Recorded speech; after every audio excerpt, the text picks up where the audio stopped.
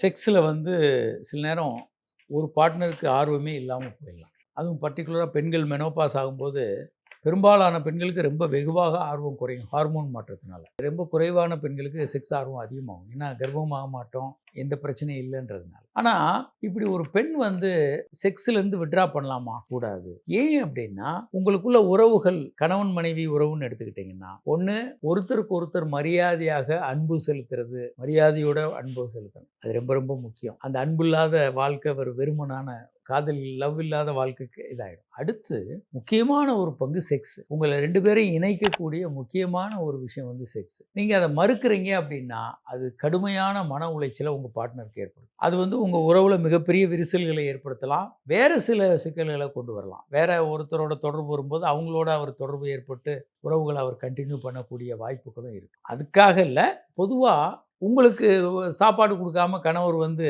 பிரச்சனை பண்ணுறாருன்னா என்ன மாதிரி மனநிலை இருக்கும்? அது மாதிரி அவருக்கான ஒரு தேவை, செக்ஸுக்கான தேவை. முடிஞ்ச அளவுக்கு உங்களுக்கு அந்த உணர்வு கம்மியாக இருந்தால் நீங்கள் ஒரு மருத்துவர் அணுகுங்க, பாலியல் மருத்துவர் அணுகுங்க. அல்லது ஹார்மோன் குறைபாடுனால அந்த உயவு பொருட்கள் இல்லை அப்படின்னா அது உயவு பொருட்களை பயன்படுத்தலாம். கைனகாலஜிஸ்ட்டை பார்த்து செக் பண்ணிக்கிட்டு ஹெச்ஆர்டி ஹார்மோன் ரீப்ளேஸ்மெண்ட் தெரப்பி எடுக்கலாம். ஆனால் இதெல்லாம் இல்லாமல் செக்ஸை நிறுத்துறது, எனக்கு விருப்பம் இல்லை அதனால் நான் பண்ண மாட்டேன் அப்படின்ற மாதிரி ஒரு முடிவு எடுப்பது, இது தவறான ஒரு முடிவு. உங்கள் உறவை வந்து கடுமையாக பாதிக்கும். அப்படி ஒரு உறவு ஒரு பெண்கள் எப்போதுமே எடுக்கக்கூடாது, ஆண்களும் எடுக்கக்கூடாது. நான் செக்ஸ் பண்ண மாட்டேன் அப்படின்ற முடிவுகளை எடுக்கிறது வந்து உங்கள் உறவுகளை சீர்குலைக்கிறதுக்கு ஷார்ட்கட்டை தான். என்றைக்கும் அதை பண்ணவே பண்ணக்கூடாது.